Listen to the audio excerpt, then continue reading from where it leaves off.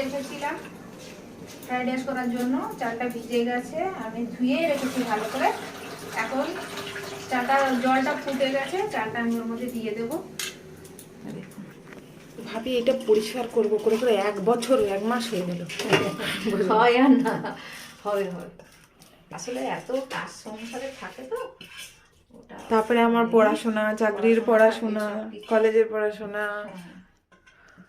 তারপরে ইউটিউব, একটা ছোট বাচ্চা তাকে সামলানো। বাবা ও তো মানে মেন প্রধানমন্ত্রী। এই যে একটুখানির জন্য হাতে লাগিয়ে বসে রইল। হ্যাঁ, তোমারও তো হাত কেটে গেছে, দেখো হাত কেটে গেল। এই যে বোরলিং দিয়ে দিলাম তাড়াহুড়ো করতে গিয়ে। এই যে কাটছি, গাছ থেকে তুলে নিয়ে এসে আর রেখে দিয়েছিলাম। তুলে নিয়ে এসেছিলাম রান্না করবো বলে, যে মাছ দিয়ে। বললো মা আমরা ফ্রাইড রাইস খাবো। আমি কেন সকালে তো মাছ দিয়ে একটু হয়েছে। হ্যাঁ একটু করেছি, একটু রেখে দিলাম। পুরোটাই দেবো বলে তুলে নিয়ে এসেছিলাম। তো এখন এই যে কেটে ফ্রাইড রাইসে দেবো। সবুজ সুন্দর দেখলে মনে হচ্ছে খাই। গাছের জিনিস সার ছাড়া কত ভালো লাগবে খেতে। সব কেটে নিয়েছি। ওই মাংসটা এবার দেখাবো, মাংসটা করবো। ফ্রাইড রাইসের এগুলো সব কেটে নিয়েছি, এগুলো ফ্রাইড রাইসে দেবো। মাংসটা চলুন বানাই তাহলে।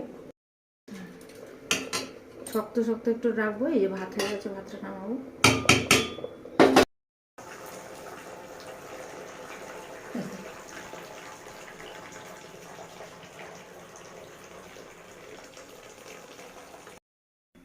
ভাতটা একটু বসিয়ে নিলাম, ভেতরে জল যদি থাকে মার শুকিয়ে যাবে, বসিয়ে দিলাম।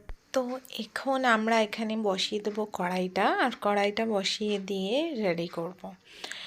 তো এটি খুবই ইজিলি এবং তাড়াতাড়ি ঘরে হয়ে যায়, কারণ বিশেষ করে শীতকালে মার্কেটে সব কিছু অ্যাভেলেবেল থাকে। তো সবার প্রথমে এখানে কড়াইতে দিচ্ছি তেল। তো এখানে তেল দিলাম, তেলের পরিমাণ বেশি দিতে হবে। তেলের জায়গায় কিন্তু বাটার বা ঘি দিয়েও করা যায়, বা তেল হাফ হাফ ঘি অবশ্যই দিতে হবে খুব সুন্দর সেন্টের জন্য, বা বাটার।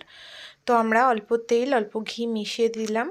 সেই স্ক্রিপ্টটা কেটে গেছে, মানে একটুখানি ক্লিপ ছিল সেটা স্কিপ হয়ে গেছে। আর এখানে ভয়েস ওভারও ছিল, কিন্তু জানি না যে কোনো ভয়েস ওভারটা হয়তো লক হয়ে গেছে বা কোনো একটা কারণে ভয়েস ওভারটা ওঠেনি, তো আমি আলাদা করে ভয়েস করছি। তো এবার এখানে দিলাম পেঁয়াজ, এবং পেঁয়াজের সাথে দিয়ে দেব গাজর, আর দিয়ে দেব কড়াইশুঁটি এবং ক্যাপসিকাম, আর পেঁয়াজ কলিটা একটু লাস্টে দেব। সেগুলো একটু নরম, তো এই কারণে ওগুলো কিন্তু খুব তাড়াতাড়ি ভাজা হয়ে যাবে। আর যদি কিশমিশটা আমি একদম লাস্টের দিকে মিক্স করি, তো যদি আপনাদের মনে হয় কিশমিশটা আপনাদের ভাজা খেতে ভালো লাগে, কাজু কিশমিশ, তো অবশ্যই কিন্তু এই সময় কাজু কিশমিশ দিয়ে দেবেন যতটা আপনার দেওয়ার ইচ্ছা বা পছন্দ। আমি কিন্তু একদম লাস্টের দিকে কিশমিশ ছিটিয়ে দিই। তো এবার এইভাবে ভালো করে মিক্স করব এটাকে মিডিয়াম ফ্লেমে একটুখানি নরম হতে দেব, কারণ গাজর আর কড়াইশুঁটিটা একটু হতে সময় লাগবে। বাদবাকি পেঁয়াজ, ক্যাপসিকাম, পেঁয়াজকলি এগুলো বেশি সময় লাগে না। তো এবারে আমি পেঁয়াজকলি দিয়ে দিলাম, ক্যাপসিকাম দিয়ে দিলাম, আর দেব একটা লঙ্কা। বেশি ঝাল তো লাগে, মানে এতে অ্যাড করা দরকার হয় না, তাই একটা লঙ্কা অ্যাড করব এবং এটাকে ভালো করে হালকা হালকা করে ভাজবো। এবার এটা যখন হালকা একটু ভাজা হয়ে গেছে, এখানে অ্যাড করব পরিমাণ মতো নুন। তো এখানে নুন দিয়ে দিলাম, ভালো করে এটাকে এবার মিক্স করব। আর এবার দেব টমেটো কেচাপ 2 চামচ, সয়া সস 1 চামচ, ভিনিগার 2 চামচ। এভাবে সব ইনগ্রিডিয়েন্টস আমি অল্প অল্প করে এখানে দিয়ে দেবো। আর দেওয়ার পর এটাকে ফের আমি একটু ভালো করে ভাজবো যতক্ষণ সসগুলো একটু ভাজা না হবে। সসগুলো একটু ভাজা হলে কিন্তু খুব ভালো লাগে, ফ্লেভারটা খুব ভালো আসে।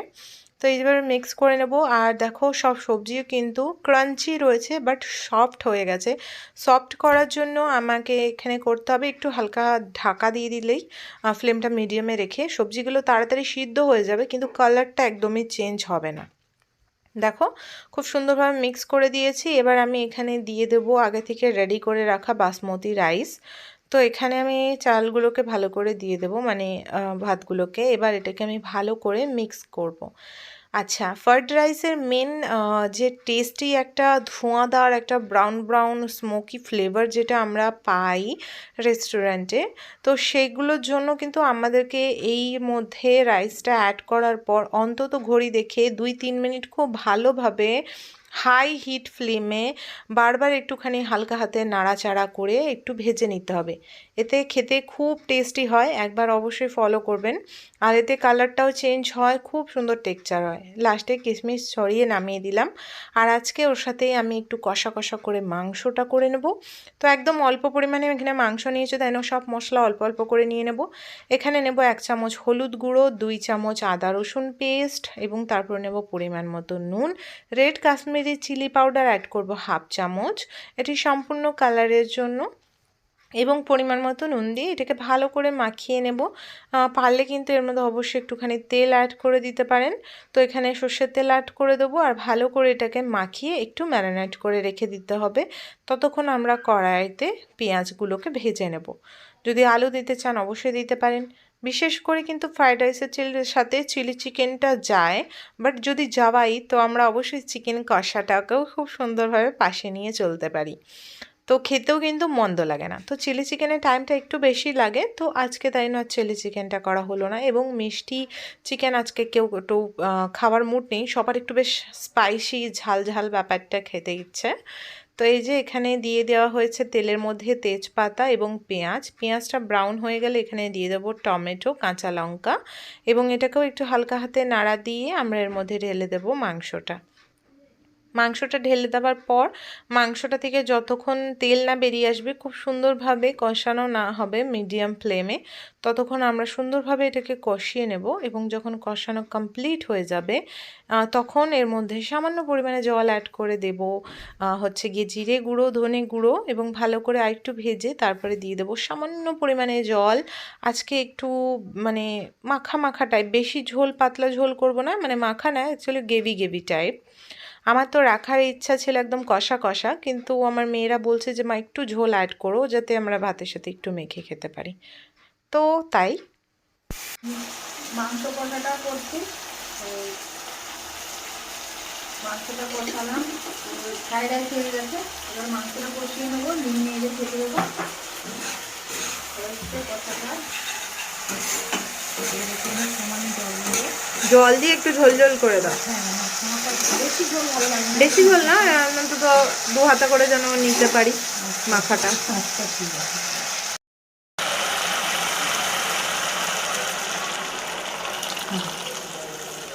অ্যাকচুয়ালি মাংসর ঝোল দিয়ে রুটি, পরোটা, মুড়ি ঝোল, মানে মাংস কম হলেও হবে, ঝোল বেশি হওয়া দরকার। বুঝতে পেরেছি, ঝোল খাস একটু, ওই জন্য মাখা মাখা করবো। এটা আপনি শুকনো করতাম, কিন্তু শুকনো করবো না, শুকনো ভালো লাগবে না, একটু মাখা মাখা রাখতে খেতে ভালো লাগবে।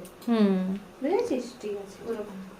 তা আপনারাও দেখুন, অল্প অল্প ঝোল রাখবো, মাখা মাখা করে দেখাবো। হয়ে গেছে এটা জল দেওয়া, আর এটা তো দেখানো হয়ে, এটা তো করেই নিয়েছি। এই যে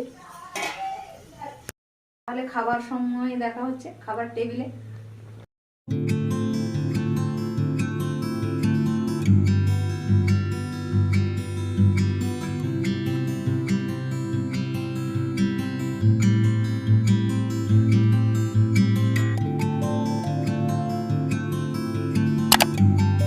তাহলে আজকের ব্লগটা এখানেই শেষ করলাম।